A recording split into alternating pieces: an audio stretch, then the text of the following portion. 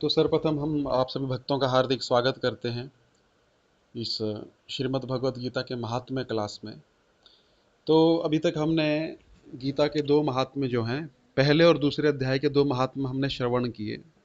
तो महात्म्य का अर्थ होता है कि किसी चीज़ की इम्पोर्टेंस, है ना। तो अभी दो महात्म्यों में हमने देखा कि गीता का पाठ करने का कितना बड़ा महत्व है, कि खाली गीता का पाठ करके, गीता का पाठ का श्रवण करके उसके संपर्क में आके बड़े बड़े पापी जीवों का भी उद्धार हुआ है। तो इससे हमें ये पता लगता है कि गीता कितनी महत्वपूर्ण चीज़ है। और अगर हम इसका कोई अध्ययनशील है तो उसका तो कहना ही क्या, है ना। तो गीता क्या है? सबसे पहले सारे उपनिषद जो हैं, सारे वेद जो हैं, सारे पुराण जो हैं, सारे जो शास्त्र है, उसका अगर निचोड़ निकाला जाएगा वो गीता के अंदर दिया गया है। तो एक शंकराचार्य जी हैं, उन्होंने गीता महात्म्य के कुछ श्लोक लिखे हैं। उसमें बोलते हैं, सर्व उपनिषदों गावो दोग्धा गोपाल नंदन। तो जो भगवान हैं वो कौन है? गोपाल हैं। तो गोपाल का काम क्या होता है? गाय का दूध निकालना। तो उसी प्रकार सारे वेदों को, सारे शास्त्रों को, सारे उपनिषदों को, सारे पुराणों को अगर एक गाय माना जाए तो गाय का जो सार रूप में क्या निकलता है? दूध निकलता है। गाय का पालन पोषण इसलिए किया जाता है दूध प्राप्ति के लिए।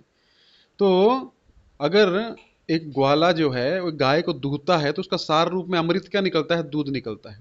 उसी प्रकार भगवान श्री कृष्ण ने सारे के सारे, क्योंकि सब उपनिषदों के, सब वेदों के और सब पुराणों के जो रचयिता हैं वो वेद व्यास हैं। और वेद व्यास कोई और नहीं है, भगवान श्री कृष्ण स्वयं है। तो वेद कहाँ से निकले हैं? भगवान विष्णु के श्वास से निकले हैं। ये जो ज्ञान है भगवान विष्णु से ही प्राप्त हो रहा है। तो भगवान विष्णु क्या किए? भगवान श्री कृष्ण क्या किए? सारे उपनिषदों को, सारे वेदों को, सारे सारे पुराणों को, किसी के पास टाइम नहीं है आज। और ना तो वेदों को पढ़ना तो छोड़ दीजिए, वेदों का नाम भी पता नहीं है लोगों को। कितने पुराण हैं उनका भी नाम पता नहीं, कितने हैं उतना भी पता नहीं है, उपनिषद कितने हैं वो भी पता नहीं है। तो भगवान ने क्या किया? सारे उपनिषदों को दूहा, है ना। जैसे गाय में से दूध निकाला, उसका सार जो है एक बाल्टी में इकट्ठा किया, उसको ही गीता कहा गया। क्योंकि भगवान को पता था कि आगे चलकर जो है कलयुग घोर आने वाला है। लोग जो हैं ना तो कहीं मंदिर जाएंगे, ना उनको श्रद्धा रहेगी। वो श्रद्धा विहीन लोग जो हैं कुछ पढ़ने वाले नहीं हैं। तो एक ऐसा ग्रंथ पढ़ उनको बताया जाए जो इंस्टेंट हो। अर्जुन जो है युद्ध नहीं करना चाह रहा है, लेकिन अर्जुन को 45 मिनट में ऐसा कहा जाता है कि गीता जो है 45 मिनट में भगवान ने बोल दी और अर्जुन समझ भी गया। हमको तो 45 करोड़ जीवन भी लग जाएंगे तो भी कम है गीता समझने में, इतना इंटेलिजेंट अर्जुन था। तो भगवान ने 45 मिनट में पूरा गीता बोल दिया और उसमें पूरा सार दे दिया। तो क्या किया? सर्व उपनिषदों गावो दुग्धा गोपाल नंदन। तो भगवान श्री कृष्ण जो हैं एक गवाले के समान क्या कर रहे हैं? सारे उपनिषदों को दूर हैं और उसको गीता में दे दिया। अच्छा, गीता को दिया। अब गीता पढ़ना पढ़ना तो ठीक है, पढ़ाने वाले नहीं है। सबसे महत्वपूर्ण चीज होती है पढ़ाने वाला व्यक्ति। देखिए, मार्केट में किसी को डॉक्टरी करनी है ना, एमबीबीएस, सारी बुक्स उपलब्ध हैं, है कि नहीं। किसी को आईएएस बनना है, वो भी सारी बुक्स उपलब्ध हैं। किसी को इंजीनियर बनना है, सारी मार्केट में जाइए, कोई निषेध नहीं है कि आपको नहीं बेचेंगे। पहले अपना आईडी कार्ड दिखाओ, आप इंजीनियर हो कि नहीं, आप इंजीनियरिंग की पढ़ाई कर रहे हो कि नहीं, आप डॉक्टर की पढ़ाई कर रहे हो कि नहीं कर रहे हो। ऐसा कुछ निषेध नहीं है, उस पर अभी तक रिस्ट्रिक्शन नहीं है। तो कोई भी बुक पढ़ के डॉक्टर बन सकता है क्या? नहीं बन सकता है। कोई भी बुक्स पढ़ के इंजीनियर बन सकता है क्या? नहीं बन सकता है। तो उसी प्रकार गीता हमने घर पे रखी है। बहुत अच्छी बात है, पढ़ेंगे, लेकिन कितनी समझ हमें आएगी? जितनी अपनी बुद्धि है, जितनी पात्रता होती है, व्यक्ति उतना ही ज्ञान प्राप्त कर पाता है। अभी बाहर बरसात का मौसम है, आप एक गिलास रख दीजिए, कितना भरेगा? जितनी उसकी पात्रता है। गिलास, एक जग रख दीजिए, कितना भरेगा? एक जग के बराबर। ड्रम रख दीजिए, ड्रम बराबर। बड़ी टंकी रख दीजिए, टंकी के बराबर। 5,000 लीटर की टंकी रख दीजिए, भर जाएगी बरसात में।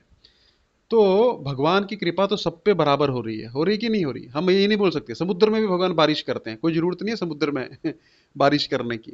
नदी में भी बारिश होती है ना। जमीन पे भी बारिश होती है। भगवान जो है वो अपनी कृपा जो है बराबर बरसाते हैं सब पे, किसी पे कम ज्यादा नहीं है। लेकिन पात्रता के आधार पे क्या होता है, व्यक्ति उसको ग्रहण उतना ही कर पाता जितनी उसकी पात्रता है। तो प्रभु जी, पात्रता कैसे आएगी? है ना, गीता की बरसात हो रही है, गीता हमारे घर में है, गीता का प्रवचन भी सुनते हैं, लेकिन पात्रता नहीं है, कुछ याद नहीं रहता है। तो क्यों नहीं रहता है? चौथे अध्याय के 34वें श्लोक में भगवान बोलते हैं कि तद्विधि प्रणिपातेन परिप्रश्नेन सेवया उपदिक्षन्ति ते ज्ञानम ज्ञानी तदर्शिनः। ज्ञान जो है तभी आएगा जब तुम ज्ञान जो है किसी ऐसे व्यक्ति से लोगे जिसने तत्व का दर्शन किया है, यानी कि टीचर। है ना। तो जब तक टीचर नहीं होगा आपके जीवन में, आप कोई भी ज्ञान आप प्राप्त नहीं कर सकते हो, चाहे वो इस संसार का हो चाहे वो आध्यात्मिक का, तो कहना ही क्या। तो गीता तो घर में रखी है, हम पढ़ने का प्रयास भी किए हैं, हम में से बहुत सारे लोग, लेकिन कुछ समझ में नहीं आता है। जैसे पढ़ते हैं 5-7 दिन पढ़ते हैं, फिर कुछ याद ही नहीं रहता है। तो भगवान ने फिर सोचा कि इसका महात्म्य सुनाया जाए। ठीक है, अगर आपको कुछ याद नहीं रहता है, याद नहीं करना है ना। जैसे एक बार एक व्यक्ति था, उसके स्वप्न में भगवान आए और भगवान ने बोला तुम्हारे घर के पीछे एक बड़ी चट्टान है, बड़ा पत्थर है, रोज उसको धक्का मारो, है ना। तो उसको उसकी आंख खुली, उसने बोला यार भगवान बोले हैं तो सुबह से ही चालू होना पड़ेगा। सुबह से शुरू हो गया। उसके घर के पीछे एक बड़ी चट्टान थी, उसको रोज धक्का मारता था, धक्का मारता था, लेकिन चट्टान टस से मस नहीं हुई, 1 इंच 1 मिलीमीटर चट्टान नहीं हिली। अब वो व्यक्ति सोचने लगा, अब उसने अपना मिशन बना लिया जीवन का, सुबह शाम दोनों टाइम धक्का मारता, दिन में अपना काम करता, सुबह शाम धक्का मारते मारते मारते उसको कई साल बीत गए, लेकिन जो चट्टान थी 1 मिलीमीटर भी नहीं हिली। तो एक दिन वो बहुत निराश हो गया।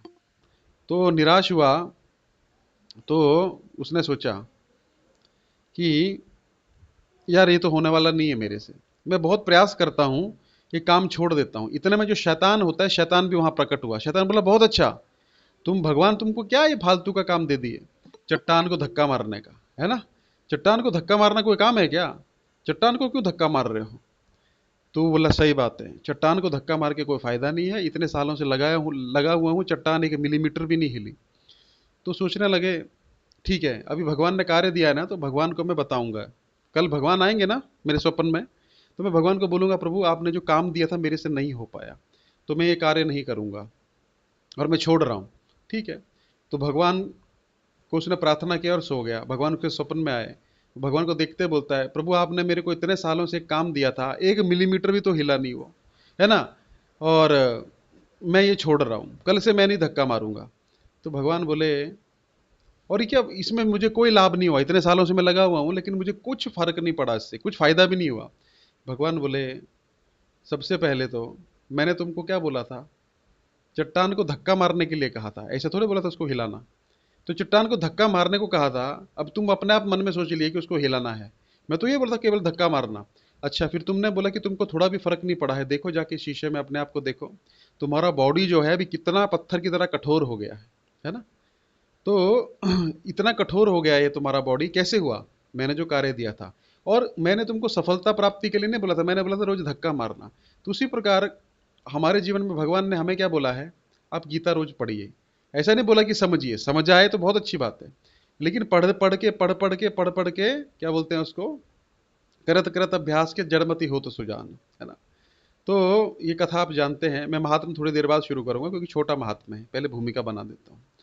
तो एक तो क्या करना चाहिए हमको, जो इंस्ट्रक्शन मिला है, आदेश मिला है, उसके रिजल्ट के बारे में नहीं सोचना चाहिए। भगवान भी अर्जुन को क्या बोले, रिजल्ट, तुम युद्ध की नतीजे की चिंता मत करो, तुम युद्ध करो, कर्मण्यवाधिकारस्ते मां फलेषु कदाचन, तुम अपना कर्म करो।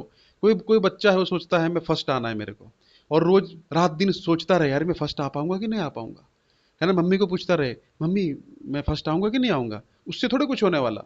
अगर वो अच्छे से पढ़ाई करेगा तो वो उस पर फोकस करेगा तो क्या होगा, फर्स्ट आना ना आना हो तो भगवान के हाथ में है, लेकिन वो उस पर फोकस करेगा रेदर देन रिजल्ट पे, तो फर्स्ट आ जाएगा। तो उसी प्रकार भगवान बोलते हैं तुम युद्ध करने पे फोकस करो, रिजल्ट पे फोकस मत करो। हम लोग क्या है, रिजल्ट ओरिएंटेड रहते हैं, हम रिजल्ट के बारे में सोचते रहते हैं, इसलिए अटैचमेंट हो जाता है उस रिजल्ट से। अगर फेल हो गया तो क्या होगा, है ना, अगर पास हो जाऊंगा तो मैं ऐसे सेलिब्रेट करूंगा, ये गिफ्ट चाहूंगा। व्यक्ति उसके प्रति, फल के प्रति आसक्त हो जाता है, इसलिए फंस जाता है। इसलिए आदेश क्या है, गीता को रोज पढ़ना चाहिए, है ना, जितना हो सके उतना समझना चाहिए। नहीं समझ आए तो अगर कोई पढ़ा रहा है तो, या फिर प्रश्न करना चाहिए जिनसे। तो ये जो हमारी बुद्धि है जड़ है, जड़ मतलब एकदम पत्थर की तरह हो गई है। तो एक व्यक्ति थे, एक बच्चा था, उसको गुरुकुल में भेजा गया, है ना। वो बच्चा जो था गुरुकुल में गया, गुरुकुल में उसको गुरुजी पढ़ाते, उसको कुछ समझ में नहीं आता, उसका सारा ध्यान खेलने में था। तो गुरुजी सब बच्चों को पढ़ाते, सब बच्चे जो थे थोड़ा बहुत सीखते कम से कम, लेकिन वो उसका बिल्कुल ध्यान नहीं था, उसको कुछ भी बोलते उसको कुछ नहीं। उसके साथ वाले जो बच्चे थे वो भी अगली क्लास में चले गए, लेकिन इसका कुछ नहीं हो रहा था। गुरुजी एक दिन बोले बेटा एक काम करो, तुम्हारे बस का पढ़ाई नहीं है, तुम एक काम करो, अपना बोरिया बिस्तर लपेटो और तुम यहाँ से गाँव चले जाओ अपने, है ना, उधर कुछ और काम करो, यहाँ पे तुम कुछ करते नहीं है, दूसरे बच्चे भी तुमको देख के कुछ पढ़ाई करते नहीं है। तो इतना खुश हुआ, गुरुजी ने अब हमको घर जाने का, जो हमारी इच्छा थी, पढ़ाई वढ़ाई हमको करनी नहीं है, घर पे हम जाएंगे खेलेंगे, ठीक है। तो गुरुजी ने बोला ठीक है बेटा जाओ। उसको रास्ते में कुछ नाश्ता डाल के दे दिया। उसका गांव दूर था, तो जाने लगा जाने लगा जाने लगा जाने लगा। जंगल में जाते जाते उसको भूख लगी। अब भूख लगी तो सोचने लगा कि अब कहाँ पे खाना खाऊंगा। तो सोचा पानी भी तो चाहिए खाना खाने के लिए। तो उसने जब ऐसा सोचा तो उसको एक कुआं दिखा। कुएं पे गया वो। कुएं पे सोचा यहाँ पानी खाऊं, पानी पानी है, यहाँ पे भोजन करता हूँ। तो वहां पे वो बैठा हुआ था, तभी उसने एक अचानक एक दृश्य देखा। जो कुआं था ना, कुएं पे रेशम की रस्सी लगी हुई थी। रेशम बहुत मुलायम रहता है, और वो पानी खींचने के लिए बाल्टी अंदर डालते हैं तो वो रस्सी से पानी खींचते हैं। तो वो रस्सी लगी हुई थी। तो उसने क्या देखा कि वो रस्सी पे रस्सी का जो पत्थर है, पत्थर पे वो रस्सी क्या हो रही है, बार बार बार बार रगड़ खा रही है। रगड़ खा रही है तो उससे क्या हो रहा है, उससे वो रस्सी पे निशान पड़ गया है ना। तो रस्सी बार बार नीचे जाती है, लोग पानी खींचते हैं, फिर ऊपर आती है, फिर निशान पड़ता है। निशान पड़ते पड़ते पड़ते क्या हुआ, वो रस्सी जो थी क्या हो गई, उस पर घिसते घिसते उस पर निशान पड़ गया। तो उसने एक दिमाग लगाया, बोला मैं कोई भी पाठ जो है याद करता हूं, तो अगर ये रस्सी जो है इतनी कोमल होने के बावजूद एक पत्थर पे निशान डाल सकती है, तो मेरी बुद्धि तो इतनी भी जड़ नहीं है ना, इतनी भी मृत नहीं है ना, कि मैं उसमें बुद्धि लगाऊं और उसमें कुछ फर्क ना पड़े। तो वापस गया। गुरुजी बोले क्या होगा, वापस क्यों आ गए। अरे गुरुजी अभी क्या है, मैं पढ़ाई करूंगा। अरे तो पहले क्या था। नहीं गुरुजी अब मुझे सबक मिल गया है ना। उसने बहुत पढ़ाई की, बहुत पढ़ाई की, बहुत पढ़ाई की, और उस अभ्यास करने लगा उसका, बहुत अभ्यास करने लगा। बाद में वो जो बच्चा था, उसका नाम पड़ा वरदराज, है ना। संस्कृत में पाणिनि जो ग्रामर है, पाणिनि का व्याकरण है, उसमें सूत्र है 2000, ठीक है। तो उन सूत्रों के हिसाब से संस्कृत पढ़ना बड़ा मुश्किल है। उस बच्चे ने वो सारे पाणिनि के सूत्रों को याद किया, एक फॉर्मूला की तरह होते हैं वो, और उसने एक पुस्तक लिखी सिंप्लीफाइड करके, है ना, कि संस्कृत को और आसान बनाने के लिए। उसको बोलते हैं लघु सिद्धांत कौमुदी।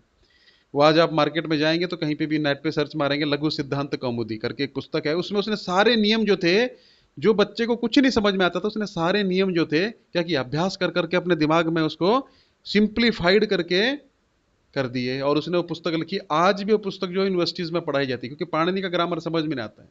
पाणिनि को जो था 14 महाईश्वर सूत्र जो थे, पाणिनि ने कहाँ सुने थे, शिवजी ने अपना डमरू बजाया था, ऐ उन लिरिक, है ना, ऐसे करके 14 सूत्र निकले थे। तो पाणिनि ने वो लिख दिए थे, उनको डिफाइन किया। लेकिन वो इतने मुश्किल हैं, वो समझ नहीं सकता कोई भी। तो इन्होंने क्या किया, वो सारे सूत्रों को, ये वरदराज हुए, इन्होंने लघु सिद्धांत कौमुदी करके एक पुस्तक लिखी। तो इससे हमें क्या पता लगा, इससे हमें ये पता लगा कि हम अभ्यास करते रहेंगे करते रहेंगे, हमको रिजल्ट का टेंशन नहीं लेना है। हम लोग क्या करते हैं, गीता भागवत पढ़ते हैं, फिर कुछ याद नहीं रहता, फिर बोलते हैं प्रभु जी हमको कुछ याद नहीं रहता, जाने दो, हम क्यों पढ़ें। ऐसा नहीं करना है। किसी भी कार्य में सफलता तभी प्राप्त होगी, आप जॉब जाते हैं, रोज जाते हैं कि नहीं जाते हैं, तभी तो सैलरी मिलती है ना। लेकिन थोड़ा सा अगर हमको भक्ति में थोड़ा सा कष्ट आ जाए, थोड़ा सा माला नहीं हो पाए, थोड़ा सा क्लास अटेंड नहीं कर पाए, तो हम हिम्मत हार जाते हैं। नहीं, तो भगवान क्या बोलते हैं, आप फल की चिंता मत करिए। तो हमको क्या करना है, गीता भागवत एटलीस्ट कुछ नहीं है तो क्लास तो लगाना है हमको। तो कुछ ना कुछ तो अंदर जाएगा, है ना, कुछ ना कुछ तो अंदर जाएगा। तो हमको याद रहे ना रहे, लेकिन ये बुद्धि निर्मल होती है हमारी, है ना। एक दादाजी थे, उन्होंने अपने पोते को बोला कि रोज गीता पढ़ा करो। तो पोता जाके बोलता है कई दिन के बाद, दादाजी मुझे कुछ याद नहीं रहता, क्या मैं पढ़ता हूँ, सब भूल जाता हूँ, आप क्या बताते हैं वो भी याद नहीं रहता। दादाजी बोले ठीक है। तो उसको एक नदी पे लेके गए, एक टोकरी हाथ में दिया। वो टोकरी जो थी एकदम काली थी। बोले जाओ इसमें पानी भर के लाओ। अरे दादाजी इसमें पानी कैसे आएगा, ये तो पूरा इसमें छेद है। नहीं तुम भर के लाओ।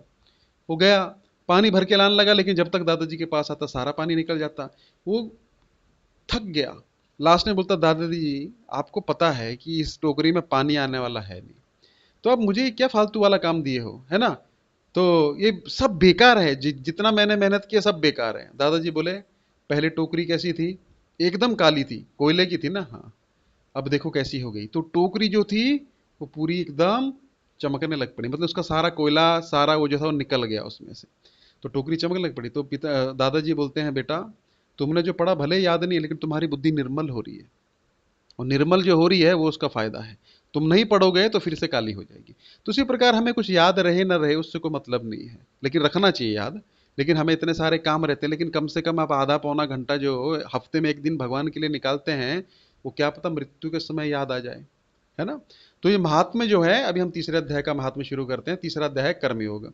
थोड़ा महात्म्य करने के बाद मैं 3 अध्यायों के बारे में थोड़ा सा बताऊंगा कि 3 अध्याय क्या हो रही है। जो अध्याय दो दो थे उनका महात्म्य हम सुन चुके हैं। तो भगवान विष्णु जो है लक्ष्मी जी को इनका महात्म बता रहे हैं, आप सब जानते हैं। जो लोग कंटिन्यूसली ज्वाइन कर रहे हैं, रेगुलरली ज्वाइन कर रहे हैं, जो नहीं कर पा रहे हैं वो रिकॉर्डिंग जो है मैं डालता हूं, आप रिकॉर्डिंग घर में सुन सकते हैं जिन्होंने भी मिस किया है। और गीता सीखना है तो शुक्रवार के दिन कल कल हमारा गीता रहता है, उसमें चौथा अध्याय चल रहा है। और बाकी 3 अध्याय हम कर चुके हैं, चौथे अध्याय के बीच में है। वो भी सारे लेक्चर्स आपको मिल जाएंगे सारे रिकॉर्डेड हैं, और लाइव भी आप कल जुड़ सकते हैं। ठीक है, तो गीता जो है पढ़ाई जा रही है। गीता को एक सिलेबस की तरह पढ़ाया जा रहा है। हम लोग physics, chemistry, biology, politics, economics सब पढ़ते हैं सिलेबस की तरह, लेकिन गीता जो है किसी भी यूनिवर्सिटी में नहीं पढ़ाई जा रही, इसलिए हम पढ़ा रहे हैं गीता। तो जो जुड़ना चाहते हैं कल भी जुड़ सकते हैं। तो भगवान विष्णु जो है लक्ष्मी जी को बताते हैं कि मैंने आपको पहले 2 अध्यायों का महात्म बताया, है ना। पहले में कौन थे? सुशर्मा नामक ब्राह्मण जो थे उनका कल्याण हुआ, दूसरे में देव शर्मा जो थे उनका कल्याण हुआ। अब तीसरे अध्याय का महात्म्य आप मुझसे सुनिए। तो लक्ष्मी जी बड़े ध्यान से सुन रही हैं, और ये पहले प्रश्न किया था शिव जी से पार्वती ने, फिर शिव जी पार्वती को सुना रहे हैं। पद्म पुराण से वर्णन है सारा, पद्म पुराण के अंदर सारे महात्म हैं। तो शिव जी पार्वती को सुना रहे हैं कि कैसे भगवान लक्ष्मी नारायण जी ने लक्ष्मी को सुनाया था। तो अभी नारायण बोलते हैं, देवी अब मुझसे आप तीसरे अध्याय का महात्म्य सुनिए। एक जनस्थान नामक एक नगरी थी, वहां पे जड़ नामक एक ब्राह्मण रहता था। अभी जड़ नामक जो ब्राह्मण था, इसका जन्म तो ब्राह्मण कुल में हुआ था, लेकिन ये बड़ा ही दुष्ट था। कोई ब्राह्मण के कार्य नहीं करता था, है ना। सब उल्टे काम करता, परस्त्री गमन करता, दूसरों के स्त्रियों को, है ना, गलत दृष्टि से देखता, परस्त्री करता, गमन करता, शराब पीता, जुआ खेलता, है ना। जो सारे काम नहीं करने चाहिए एक ब्राह्मण को, वो ये ब्राह्मण करता था। तो इसको ऐसी आदत पड़ गई, तो इसका सारा धन जो था वो नाश हो गया। तो सारा धन नाश हो गया, सारा पैसा खत्म हो गया। तो घर वाले बोले, भाई अभी कैसे चलेगा? तो बोला ठीक है, मैं भी विदेश जाता हूँ। तो विदेश जाके मैं क्या करूंगा? धनार्जन करूंगा, और वहां व्यापार करूंगा, धन कमा के लाऊंगा। तो विदेश चला गया, वहां पे उसने बहुत सारा धन कमाया, और धनार्जन करके जब वापस आ रहा था तो लंबा रास्ता था। तो पहले तो पैदल आते थे सब लोग, तो पैदल आते आते आते क्या हुआ, एक दिन एक पेड़ के नीचे बैठा। तो रात को वहीं पे वो रुका पेड़ के नीचे। तो कहीं पे डाकुओं को पता लग गया, लुटेरों को, कि इसके पास बहुत सारा धन, ये अपने नगर में जा रहा है वापस लेके। तो उन्होंने क्या किया, उसकी हत्या कर दी और सारा धन ले लिया। अब इसकी हत्या हुई, अब वो बीच में था तो उसके साथ में कुछ और लोग थे जो पीछे आ रहे थे। तो उन्होंने देखा उसका मृत शरीर है, अब कहाँ से लेके जाएंगे, कहाँ लेके जाएंगे? पहले तो गाड़ी घोड़ा होता नहीं था, है ना, बैलगाड़ी वगैरह कुछ नहीं था उनके पास में, और ना तो एम्बुलेंस होती थी। तो वो घर में डेड बॉडी कैसे लेके जाएंगे? वहीं पे उसका अंतिम संस्कार कर दिया। तो जो जड़ नामक ब्राह्मण था, इसका एक पुत्र था, वो बड़ा ही मतलब धर्मज्ञ पुत्र था, धर्मनिष्ठ था, भगवान में उसकी श्रद्धा थी। तो ये जड़ जड़ जो था इससे उल्टा था बिल्कुल। तो वो अपने पिता का इंतजार करने लगा, क्योंकि उसको संदेश दिया था पिताजी ने कि मैं थोड़े दिन में आ रहा हूँ। तो काफी दिन बीत गए, लेकिन ये जड़ ब्राह्मण जो था वापस नहीं आया। तो जो पुत्र था वो खोज करने लगा, कहाँ है पिताजी, क्या है, कैसा। खोज करते करते राहगीरों से पूछता था, जो भी राहगीर वहां से गुजरता था, कि अरे मेरे पिताजी ऐसे जड़ नामक ब्राह्मण थे, आपको मिले क्या कहीं पे? सब बोलते हमें तो कुछ जानकारी नहीं है, पता नहीं कौन थे, क्या था। इतने में एक उसके पिताजी के मित्र उसको मिल गए। तो उनसे उसने उनका कुशल पूछा।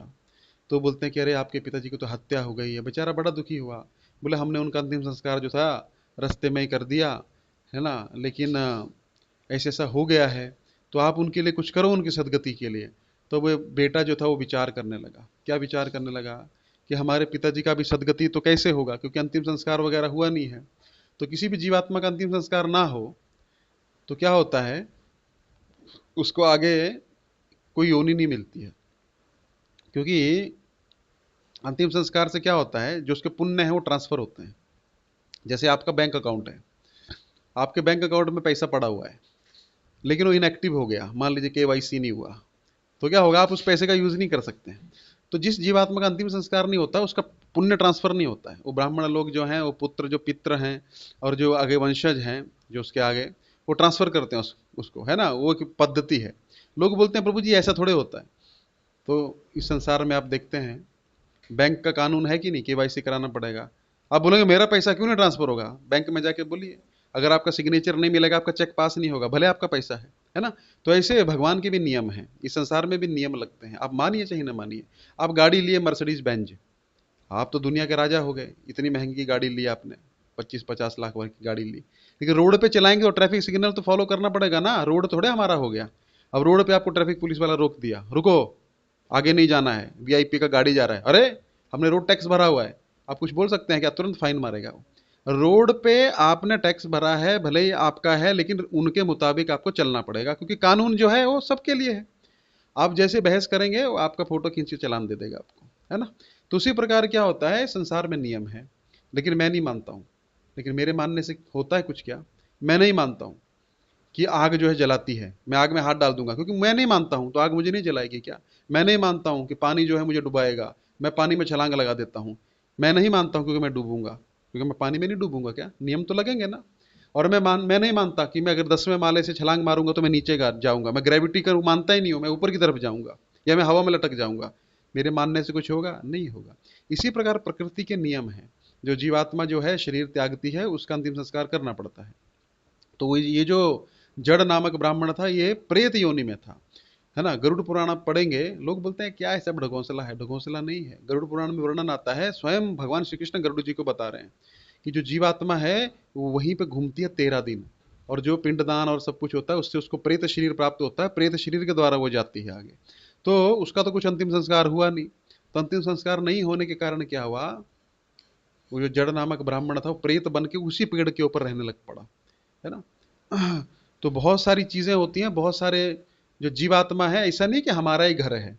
जैसे आप कहीं पे घर बना रहे हैं, वास्तु पूजन क्यों कराते हैं, आप तो वहां पे आए, आपने जमीन देखी, प्लॉट देखा, आपने खरीद लिया, है ना। इसका मतलब नहीं है वो आपका है, उससे पहले वहां पे कितनी जीवात्माएं रह रही हैं, सांप रह रहे हैं, बिच्छू रह रहे हैं, और जीवात्माएं रह रही हैं, प्रेत रह रहे हैं, ब्रह्म राक्षस रह रहे हैं, आपको दिखते थोड़े हैं वो, उनका भी तो स्थान है वो। ऐसा थोड़े कि हम भगवान ने हमें दे दिया है ये जमीन तुम्हारी, इस पर कोई नहीं रहेगा, नहीं, सब भूमि गोपाल की है। तो उसके कुछ नियम होते हैं, जो भी घर हम लेते हैं, जो भी स्थान पे हम वास करते हैं, उस पर बहुत सारे जीवों का अधिकार होता है। ऐसा नहीं कि हमने पैसा दिया तो हमने खरीद लिया, वो तो इंसान को ऐसा लगता है रजिस्ट्री हो गया हमारे नाम का तो हमारा है, अभी ये किसी पे अधिकार नहीं है इसका, ऐसा नहीं होता है। उसमें और भी जीवों का अधिकार रहता है। तो हर घर का, हर जमीन का एक वास्तु पुरुष रहता है, तो वास्तु पुरुष का शांति करते हैं, उसको उसका हक दिया जाता है, उसका अधिकार दिया जाता है। कैसे, अब जो जीवात्माएं वहां पे रह रही है ना, उनको आप विस्थापित करेंगे, मान लीजिए वहां पे कोई प्रेत रह रहा है, आपको दिखेगा थोड़े वो। अब वो प्रेत के लिए शांति करनी पड़ेगी आपको, शांति हवन करते हैं, शांति यज्ञ करते हैं, या अलग अलग चीजें करते हैं, तो उसको उसका उसका क्या करते हैं आप, उसको शांति के लिए करते हैं। मान लीजिए वहां पे है वो तो छूट के चला जाएगा वहां से, इसलिए शांति हवन करते हैं, है ना, शांति पाठ करते हैं। तो वास्तु पूजन करते हैं, क्योंकि वास्तु पुरुष जो है, आपको फल जो है, हर घर का एक वास्तु पुरुष होता है, वो वास्तु पुरुष फल वही देगा आपको, आपके घर में जितने भी ये है ना नेगेटिव एनर्जी, वो फल देता है आपको उसका। ठीक है, खैर ये तो बहुत लंबे चौड़े टॉपिक हैं। तो उसी प्रकार क्या होता है, आप टैक्स देते हैं उसको। कैसे, अब सरकार को कैसे टैक्स दिए, आपने जमीन खरीदा ना, रजिस्ट्री कराया, पैसा दिए कि नहीं, टैक्स दिए कि नहीं, रोड पे गाड़ी चला रहे हैं, टैक्स दे रहे हैं कि नहीं। वैसे उसी प्रकार देवताओं का टैक्स होता है। उस स्थान पे वो प्रेत हो सकता है 1000 साल से रह रहा हो, और आपने वहां पे घर बना लिया अपना, आप हम तो नहीं मानते हैं, वहां पे वो प्रेत आपको जीने नहीं देगा, वो कुछ ना कुछ करता रहेगा वहां पे। तो उसी प्रकार जो है उनका टैक्स देना पड़ता है। तो ये सब नियम लागू होते हैं। तो ये जो था जड़, इसका कोई अंतिम संस्कार नहीं हुआ। अंतिम संस्कार नहीं होने के कारण क्या है कि ये प्रेत योनि में ही रह गया, इसको आगे का शरीर प्राप्त नहीं हुआ। तो आगे का, अगर अल्पकाल में मृत्यु हो जाए तो भी आगे का शरीर प्राप्त नहीं होता है। कोई लोग सुसाइड करते हैं। सुसाइड का अर्थ क्या है, आपको भगवान ने एक कर्म भोगने के लिए शरीर दिया है 80 साल के लिए, लेकिन आपका अल्प मृत्यु हो गया, आपने सुसाइड कर लिया 40 साल में, तो 40 साल जो है ना आपको और बिताना पड़ेगा, लेकिन शरीर नहीं मिलेगा। जैसे बेघर हो जाता है ना व्यक्ति, फुटपाथ पे रहता है, वैसे बेघर हो जाएंगे आप। तो बेघर हो जाएंगे तो क्या होगा, भूख प्यास वैसी ही लगेगी, लेकिन मरेगा नहीं आदमी। उतना ही तड़पेगा। फिर वो लोग किसी का शरीर लेते हैं, प्रेत प्रेत जो है किसी के शरीर को पकड़ता है। फिर हम बोलते हैं ना, अरे क्या हो गया तेरे को, भूत सवार हो गया, असली में भूत सवार होता है। तो ये सब चीजें हैं, ये जो है हमारी दृष्टि के सामने गोचर नहीं होता, इसलिए हमको लगता है चीजें हैं ही नहीं, लेकिन ये सब चीजें लागू होती हैं। तो ये जो था ये प्रेत बन गया और उसी पेड़ पे नीचे, पेड़ पे रहने लग पड़ा, लटका लटका रहता था। तो अभी ये जो उसका पुत्र था उसने सोचा कि अरे हमारे पिताजी का भी दुर्गति हो गया, हमारे पिताजी का सदगति कैसे किया जाए। तो उसने चलो काशी जाके, गया जाके थोड़ा मैं अभी उनका श्राद्ध वगैरह करूंगा, क्योंकि गया में जो है, गया एक ऐसा स्थान है ना, जहाँ पे विष्णुपाद है, भगवान विष्णु के चरण हैं। तो वहाँ पे जो भी श्राद्ध करता है जाके, उसके पितरों का उद्धार हो जाता है। तो ऐसा विचार करके उन्होंने सोचा चलो गया काशी होता हुआ जाऊंगा, अपने पिताजी के लिए कुछ करूंगा। ऐसे चल रहे थे, चल रहे थे, चल रहे थे। तो जाते जाते क्या हुआ, वो उसी पेड़ के नीचे रुके, क्योंकि रास्ता वहीं से था। उसी पेड़ के नीचे रुके जहां पे कौन थे, उनके पिताजी रहते थे। उनके पिताजी उसी पेड़ के ऊपर रहते थे। अब ये जो लड़का था, उनका जो पुत्र था, इसका नित्य नियम था। क्या नियम था, ये श्रीमद् भगवद गीता के तीसरे अध्याय का हमेशा पाठ करता था, सुबह शाम, है ना, नित्य पाठ करता था। तो नित्य जो होता है ना, नित्य से वो चीज सिद्ध हो जाती है। आप कोई भी काम नित्य करेंगे ना, एक्सरसाइज करना, बॉडी बनाना ना, 2 दिन किया, जिम की मेंबरशिप ले ली, लेकिन गए नहीं, 2-4 दिन तो जोश रहा, है ना। न्यू ईयर आता तो लोग बहुत से रेजोल्यूशन लेते हैं, क्या, अपने आप को फिट करूंगा। 1 महीना इतना मेंबरशिप आता है ना जिम वालों का, जिम वालों को भी पता है कि आने वाले इसमें से जो है ना 100 में से 5-7 ही आएंगे रेगुलर पूरा साल, बाकी जो है वो छंटनी हो जाएगी, रेजोल्यूशन वाले हैं सारे। तो नित्य जो भी चीज की जाती है उसका फल हो जाता है। कैसे, आप रोज एक्सरसाइज करेंगे, आपका शरीर अपने आप पतला हो जाएगा, है ना, अपने आप कंट्रोल आ जाएगा मन पे। रोज प्राणायाम करेंगे, योग करेंगे, अपने आप आपका शरीर ठीक हो जाएगा। तो नित्य कोई भी चीज रोज जप करेंगे तो जप में मन लगने लग पड़ेगा। रोज जो भी चीज की जाती है रोज, तो उसका नित्य का फल होता है। तो ये नित्य पाठ करता था, तो इसका जो गीता पाठ था वो सिद्ध हो गया था, है ना। सिद्ध का मतलब ऐसा नहीं है कि वही वो सिद्ध करना पड़ता है, लेकिन उसका गीता पाठ में मन लग गया था, उसको श्लोक समझ आना चालू हो गए थे। जब हम किसी चीज का बार बार बार बार अभ्यास करते हैं तो हमारे दिमाग में चीज बैठ जाती है। रात को भी उठाएंगे तो आप तो डक डक डक डक बोल देंगे उसको, भले 2 बजे उठा दे कोई। जैसे आप अपने जॉब पे काम करते हैं, आपको रोज जो है तैयारी नहीं करनी पड़ती है, आपको पता है, जैसे काफी साल हो जाते हैं, रात को भी आपको उठाएंगे तो आप फोन में बता देंगे, हाँ वो चीज वहां रखी है, वो चीज वहां है। तो व्यक्ति जो है उससे दक्ष हो जाता है, एक्सपर्ट हो जाता है कर करके। तो गीता का नित्य तीसरे अध्याय का पाठ करते थे, उसी पेड़ के नीचे बैठ गए और गीता के अध्याय तीसरे का पाठ करने लगे। पाठ करते करते करते जैसे पाठ उनका खत्म हुआ, उन्होंने सोचा देखो हमारे पिताजी के लिए तो हम क्या कर पाएंगे, लेकिन हमने सुना है गीता पाठ का बड़ा महत्व है। उन्होंने संकल्प लिया, हाथ में जल लिया और संकल्प किया कि इसका जो भी फल है वो मेरे पिताजी को प्राप्त हो जाए, क्योंकि जीवात्मा तो चला गया ना। जो व्यक्ति शरीर त्याग दिया है उसको पता है क्या होता है, उसको क्या होता है पता है आपको, वो कुछ नहीं कर सकता अभी। लेकिन हम जो पीछे हैं इस संसार में, वो अपना कुछ पुण्यों का फल उसको प्रदान प्रदान कर सकते हैं। तो ये उसको पता था, इसने सुना हुआ था। तो इतने में क्या हुआ, उसने गीता का अपना जैसे ही पाठ अपने पिताजी को अर्पण किया, तो उसके पिताजी जो थे, मतलब बहुत बड़ी गर्जना हुई इस पेड़ के ऊपर, घड़ घड़ घड़ घड़ घड़। उसको लगा रही ये पेड़ जो है अभी गिर जाएगा, इतना फट गया क्या ये पेड़, क्या हुआ। तो उसने दूर जो था एक विमान देखा। तो विमान पे देखा कि उसके पिताजी जो हैं चतुर्भुज रूप लेके, सुंदर रूप लेके एक विमान पे बैठ गए। और उसने देखा पिताजी आप यहाँ क्या कर रहे हैं, उसने प्रणाम किया। तो पिताजी बोले देखो बेटा, तुम्हारे इस गीता पाठ के कारण मेरा आज उद्धार हुआ है। मैं कई दिनों से प्रेत योनि में पड़ा हुआ था, और प्रेत योनि बड़ी कष्टप्रद है, भूख लगती है, प्यास लगती है, लेकिन शरीर नहीं है, खाएंगे कैसे, ग्रॉस बॉडी चाहिए ना, स्थूल शरीर चाहिए खाने के लिए, पीने के लिए। तो मैं बड़ा कष्ट में था, प्यास लगती थी लेकिन पानी नहीं पी पा रहा था क्योंकि शरीर नहीं है ना।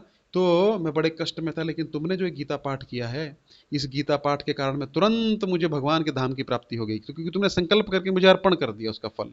तो गीता पाठ का फल ये है कि तुरंत मुझे वैकुंठ से विमान आया और मुझे ये लेके जा रहे हैं, कहाँ पे, वैकुंठ लेके जा रहे हैं। तो मेरा उद्धार हो गया। तो ये बहुत खुश हुए, बहुत प्रसन्न हुए। अब तुमको बेटा काशी जाने की, गया जाने की कोई आवश्यकता नहीं है, तुम यहीं से वापस अपना टिकट कटाओ और वापस निकल जाओ। टिकट कटाओ मतलब पैदल ही, है ना।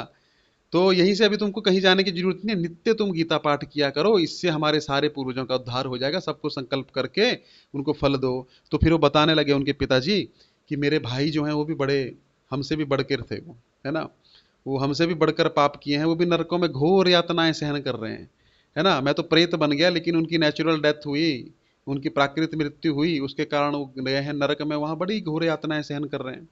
और मैं चाहता हूं बेटा कि तुम ना अपने गीता फल का जो है गीता पाठ का फल जो है उनको अर्पण करो, और उनको ही मत अर्पण करो। हमारे पिताजी, हमारे दादाजी, हमारे परदादाजी, उनके दादाजी, उनके पिताजी सब जो है नरकों में पड़े हुए हैं और घोर यातनाएं सहन कर रहे हैं। तो तुम सबको रोज गीता पाठ का फल अर्पण करो, उससे उनका उद्धार करो। बोले पिताजी जैसी आपकी आज्ञा। और अभी मैं गया और काशी नहीं जाऊंगा, क्योंकि गया काशी जाके तो क्या होगा, गंगा में डुबकी लगानी पड़ेगी, पिंडदान करना पड़ेगा। लेकिन गीता पाठ का फल कैसा है, गंगा में जाके स्नान करेंगे तो पाप नष्ट होता है, लेकिन गीता तो घर में ही है। गंगा, गीता और गऊ, ये तीन चीजें ग ग ग हैं, है ना। लेकिन सबसे महत्वपूर्ण कौन सी है, गीता, क्योंकि साक्षात भगवान के मुख से निकली है। गऊ जो है भगवान को प्रिय है, और गंगा जो है भगवान के चरणों से निकली है। लेकिन मुख से निकली हुई वस्तु जो है श्रेष्ठ होती है। वैसे तो भगवान का मुख और चरण जो है वो सब पद कमल हैं, कमल के समान है। लेकिन गीता जो है वो, गंगा में तो हम नहाएंगे तो क्या होगा, जाके पाप खत्म होगा, लेकिन फिर से आके घर पे पाप करेंगे। प्रवृत्ति खत्म नहीं होगी पाप करने की, बीज जो है पाप करने का वो नष्ट नहीं होगा। गीता रोज पढ़ेंगे तो क्या होगा, हृदय का मार्जन हो जाएगा, हृदय की सफाई हो जाएगी, पाप करने की प्रवृत्ति भी खत्म हो जाएगी। तो इसलिए क्या बोले कि गीता का नित्य पाठ करो, गंगा में स्नान करने की भी आवश्यकता नहीं है। हाँ करो अगर जाते हो तो। गंगा जाने के लिए टिकट लगेगा, आजकल कंफर्म टिकट होगा तभी आप यात्रा कर सकते हैं। वेटिंग बंद कर दिया, अलग झंझट, है ना।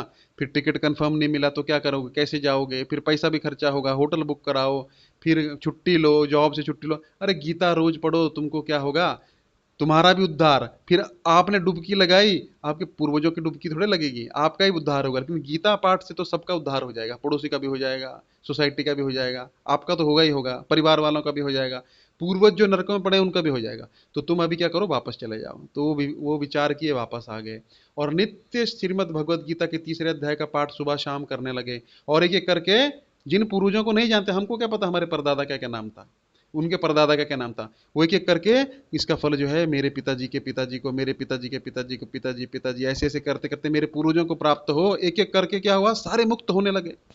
वहां पे विष्णु दूतों को भगवान ने भेजा, बोले जाइए नरक में ये को लेके आइए। तो विष्णु दूत गए वहां पे। तो यमराज ने बड़ा स्वागत किया, वो जानते हैं भगवान विष्णु के दूत आए हैं, बड़ा स्वागत किया, कुशल क्षेम पूछा, कैसे आना हुआ, पहले तो सत्कार किया। बोले ये को छोड़ना है। तो बेचारे यमराज तो कुछ प्रश्न किए नहीं, क्योंकि वो प्रश्न कर नहीं सकते, क्योंकि स्वयं भगवान विष्णु भेजे हैं, स्वामी जो है उनके।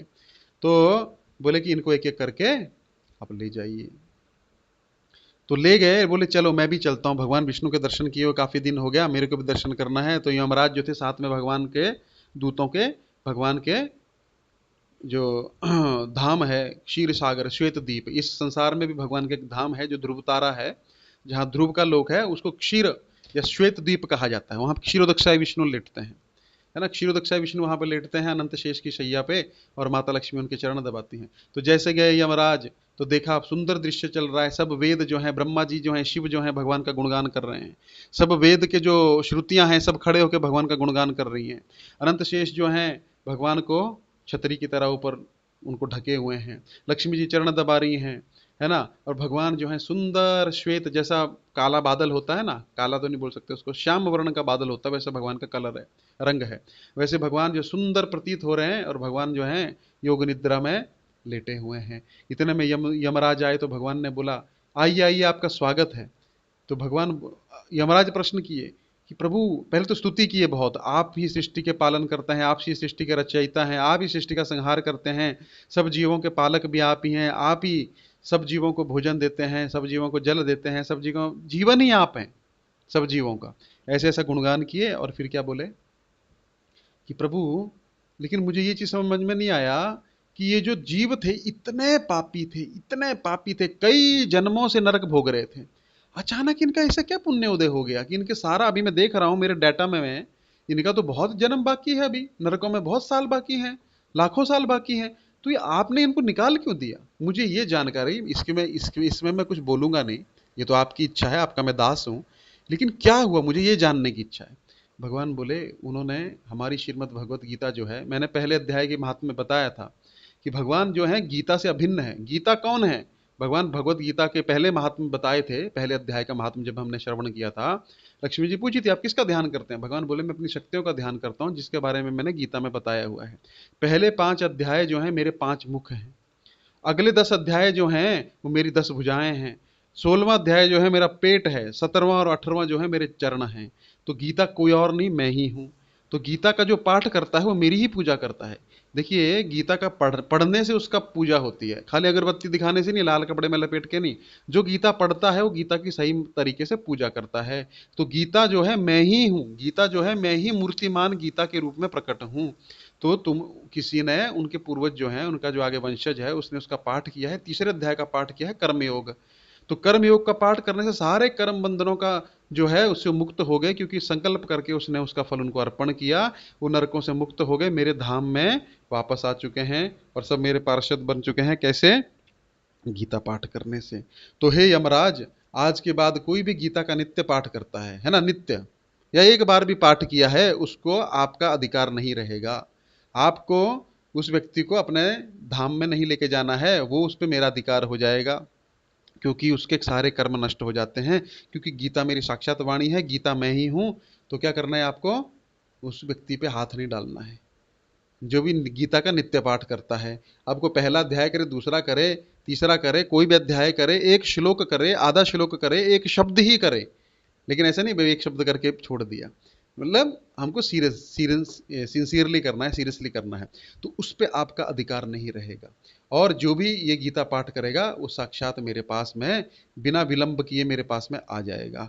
तो ऐसा आदेश देके यमराज ने भगवान को प्रणाम किया और कहा भगवान जैसी आपकी इच्छा हो, आज के बाद जो भी आपका नाम लेता है, हरे कृष्ण कृष्ण कृष्ण हरे हरे, हरे राम राम राम हरे हरे, जो भी आपकी गीता का पाठ करता है, भागवत का पाठ करता है, आपका प्रसाद खाता है, आपके मंदिर में जाता है, आपको प्रणाम करता है, उसको मेरे यमदूत आज के बाद कभी भी उसको लेने नहीं जाएंगे। तो उसको कौन लेने जाएगा? भगवान विष्णु बोले मैं उसको देख लूंगा कितना भक्ति किया है। मेरा भक्ति का यही फल है। क्या फल है? जो भी इसके संपर्क में आ जाता है उसको उसका रंग लगना ही है। पूतना भगवान को विष पिलाने आई थी, ये कुछ देने आई थी ना। विष भी तो भगवान का है, अमृत भी भगवान का है, लेकिन कुछ देने की इच्छा थी पूतना को। तो भगवान ने क्या सोचा, हमको कुछ दे, हम हमारी माँ का रूप लेके आई है, हमको स्तनपान कराने आई है। तो भगवान ने उसके प्राण भी पी लिए साथ में। वो गिर गई, लेकिन भगवान ने इसको मुक्ति दे दिया। क्यों दे दिया? क्योंकि भगवान के पास आई, भगवान से जुड़ी। तो भगवान क्या बोले, कोई व्यक्ति अगर अनजाने में भी मेरा नाम ले ले, राम बोल दे, कृष्ण बोल दे, एक बार भी नारायण बोल दे, अजामिल ने अनजाने में नाम लिया था, उसको भी वैकुंठ की प्राप्ति हुई। उसको भी यमदूतों से रक्षा किया भगवान ने, विष्णु दूता ने। क्यों? क्योंकि उसने अनजाने में अपने पुत्र को नारायण बोला था। लेकिन नारायण तो एक ही व्यक्ति का नाम है, वो है भगवान। उनके नाम पे आगे लोगों ने अपने नाम रखे हैं। तो उसी कारण क्या हुआ, नारायण मेरा ही नाम है। तो जो मेरा नाम लेता है, मेरे गुणों का वर्णन करता है, मेरी कथा श्रवण करता है, मेरी गीता का पाठ करता है, वो व्यक्ति को आपका अधिकार नहीं होगा। बोले प्रभु जैसी आपकी आज्ञा। तो उसी प्रकार वो जो थे, वो जो ब्राह्मण पुत्र था, एक एक करके रोज गीता का पाठ करने लगा और उनको अर्पण करके उसने सारे पूर्वजों को, अपने सारे गांव को, सारे जो उसका नगर था, उनको सब में गीता का प्रचार किया उसने। और भगवान 18वें अध्याय के 67 और 68 नंबर, 67 और 68 नंबर श्लोक में बोलते हैं, आप देख सकते हैं कि जो व्यक्ति जो है मेरे इस गीता का प्रचार पूरे संसार में करता है, लोगों में इसका ज्ञान को फैलाता है, उससे अधिक प्रिय ना तो मुझे कोई है, ना तो कोई था, ना तो कोई होगा। और वो व्यक्ति को शुद्ध भक्ति प्राप्त होता है। और पर्सनली मैं उस व्यक्ति को अपने धाम में लेके आता हूं, पर्सनली, जो मेरी गीता का प्रचार करता है, गीता का पाठ करता है या पढ़ाता है। तो गीता पाठ का ये बड़ा ही अद्भुत एक है, क्या कि भगवान के प्रिय सब होना चाहते हैं, लेकिन प्रिय होने का मार्ग क्या है? गीता का पाठ करना। और जा रे देखो तारे कहो कृष्ण उपदेश। कृष्ण का उपदेश क्या है? गीता कृष्ण का उपदेश है। तो जहां आपको जितना आता है उतना बताइए, गीता बांटिए, गीता दीजिए, गीता के बारे में बताइए। और जितना आपने सुना है उतना उसको बताइए। जो सुनना चाहता है सुनेगा, जो नहीं सुनना चाहता उसको हरे कृष्णा बोलिए, है ना। नहीं सुनना चाहता तो मत सुनाइए, लेकिन 10 में से 2-4 लोग तो सुनेंगे, उनको भक्त बनाइए, आप भी भगवान के प्रिय हो सकते हैं। ठीक है। तो ये था तीसरे अध्याय का गीता का महात्म्य। अभी हम थोड़ा सा 2-4 मिनट चर्चा करेंगे गीता में है क्या। पहले अध्याय का महात्म्य सुना, पहले अध्याय में भगवान जो है क्या है हो रहा है उसमें, अर्जुन जो है मोहित हो गया, अर्जुन जो है मोहग्रस्त हो गया। क्या बोला अर्जुन? मैं युद्ध नहीं करूंगा। 5 कारण अर्जुन देता युद्ध नहीं करने के। सबसे पहले दया, प्रभु हमको दया करनी चाहिए अपने रिश्तेदारों पे, है ना। क्या है, ये तो बेचारे लोभ में पागल हो गए, हमको लोभ नहीं करना चाहिए, हम तो अच्छे लोग हैं ना, दया कर दो, छोड़ दो। दूसरा बोलता है एंजॉयमेंट। हम भोग कैसे करेंगे जब सारे मर जाएंगे, तो हम भोग कैसे करेंगे, क्योंकि युद्ध में तो सारे आए हैं। और युद्ध ऐसा नहीं होगा कि यहाँ पे इतने रन से विजय हो गया, इतने रन से हरा दिया, चेज कर लिया टारगेट। मरना पड़ेगा, हार जीत का फैसला होगा, सारे मरेंगे, या तो एक पक्ष पूरा मरेगा। महाभारत में केवल सात सात आठ लोग ही जीवित रहे थे, तो पांच पांडव और एक कृपाचार्य छह, और एक अश्वत्थामा सात, और एक आठ कोई और भी थे, सात्विकी ऐसा कोई थे, है ना। तो सात आठ ही लोग जिंदा रहे थे, और युद्ध कितने लोगों के बीच में था, 64 करोड़ लोगों के बीच में, सारे मर गए। और कुरुक्षेत्र को क्यों चुना था, क्योंकि कुरुक्षेत्र एक ऐसी भूमि है जहां पे जो भी मरता है सीधा स्वर्ग चला जाता है, उसका क्रियाकर्म करने की आवश्यकता नहीं है, क्योंकि क्रियाकर्म करने वाला कोई रहेगा ही नहीं। कौन करेगा क्रियाकर्म, सारी विधवाएं हो जाएंगी, बच्चे छोटे छोटे छूट जाएंगे, सब योद्धा तो उधर मर गए सारे। इसलिए कुरुक्षेत्र का एक धर्म क्षेत्र था वो पहले से ही, ऐसा नहीं था कि बाद, इसलिए चुना गया था कि जो भी जाएगा सीधा स्वर्ग चला जाएगा, उसका क्रियाकर्म करने की आवश्यकता नहीं है। तो सारे मर जाएंगे प्रभु, तो भोग किसके साथ करेंगे। अब आपके पास आपकी लॉटरी लग गई 5 करोड़ की, लेकिन कोई जीवन हमें है ही नहीं, तो कितना भोग करोगे, कुछ मजा ही नहीं आएगा। अरे कोई जीवन में हो, उसके साथ गाड़ी में घूमें, कहीं होटल पे खाएं, कहीं पिकनिक मनाने जाएं, कोई अपना हो जिससे दिल शेयर करें, जब कोई रहेगा ही नहीं तो भोग कैसे करेंगे। दूसरा कारण। तीसरा कारण, कि सारा का सारा कुल नाश हो जाएगा प्रभु, एक भी व्यक्ति नहीं बचेगा, है ना, कुल नाश हो जाएगा। तो कुल नाश नहीं करना चाहिए, क्योंकि सारे मरेंगे, है ना। फिर बोलता है कि पाप लगेगा, प्रभु मेरे को उनको मारने से पाप लगेगा, इसलिए मैं युद्ध नहीं करूंगा, 4 कारण। और पांचवा है अनिर्णयी, मुझे कुछ समझ नहीं आ रहा मैं युद्ध करूं कि नहीं करूं, आया तो युद्ध करने था लेकिन मन नहीं कर रहा युद्ध करने का, तो मैं अनिर्णयी हो गया हूं, मुझे कुछ निर्णय लेने की कुछ होश ही नहीं है। तो एक मन करता युद्ध करूं, एक मन करता नहीं करूं, इसलिए मुझे 5 कारण है, मैं युद्ध नहीं करूंगा, और गांडी साइड में रख देता है और बैठ जाता है। दूसरे अध्याय में भगवान उसको उठाते हैं, क्योंकि शिष्य की शरण लेता है ना गुरु। पहले तो मित्र, दो मित्र बात कर रहे थे, लेकिन दूसरे अध्याय के 7वें श्लोक में बोलता है, कार्पण्य दोषोपहत स्वभाव, पृच्छामि त्वां धर्म सम्मूढ़ चेतः, यश्रेयशानिश्चितं ब्रूहि तन्मे शिष्यस्ते हम शादि मां त्वां प्रपन्नम। हे प्रभु, मैं आपका शिष्य हूं, अभी तक तो मैं एक फ्रेंड की तरह, एक दोस्त की तरह बात कर रहा था, लेकिन नहीं होगा इससे, मैं आपकी शरण लेता हूं। कृष्ण को गुरु रूप में स्वीकार किया, फिर कृष्ण बोलना शुरू किए, तो फिर क्या किए, आत्मा का ज्ञान दिए, आत्मज्ञान दिए। सबसे पहले बोले अर्जुन सहन करना सीखो, मात्र स्पर्शास्तु कौन्तेय शीतोष्ण सुख दुख आगमा पायन नित्यस्ताम तितिक्षस्व भारत। अर्जुन, जैसे ऋतुएं बदलती है ना, बरसात हो रही है, सहन करो, रेनकोट पहन के जाओ, ऑफिस तो जाना है, बहुत गर्मी है तब भी जाना है, सर्दी है तब भी जाना है, जाना तो है। सहन करते हो कि नहीं करते हो, हाँ करते हैं। उसी प्रकार जीवन में सहन करने की आदत डालो। हमारे अनुसार लोग कार्य नहीं करेंगे, जितना बदल सकते हो उतना बदलो, जो नहीं बदल सकते हो नहीं बदल सकते हो। बाहर बारिश हो रही है, नहीं बदल सकते हो, ऑनलाइन क्लास लगा लो, है ना, ज्यादा ऑफलाइन के चक्कर में मत पड़ो। तो सहन करना सीखो, एडजस्टमेंट करो, फ्लेक्सिबल बनो। तो ये भगवान बताते हैं अर्जुन को। तो इसी प्रकार क्या हुआ, सहन करना, जैसे ऋतुएं बदलती हैं, गर्मी सहन करो, सर्दी सहन करो, बरसात सहन करो, उसी प्रकार क्या होगा, सहन करने की आदत डालो। फिर सहन करोगे तभी आत्मज्ञान हो पाएगा, नहीं तो नहीं हो पाएगा। थोड़ी सी चीज पे भड़क जाओगे, थोड़ी सी चीज पे गुस्सा हो जाओगे, थोड़ी सी चीज पे निराश हो जाओगे, थोड़ी सी चीज पे प्रसन्न हो जाओगे, तो तुमको मोक्ष की प्राप्ति नहीं होगी, क्योंकि इस मार्ग पे बड़ी बड़ी बाधाएं आएंगी, सहन करना पड़ेगा।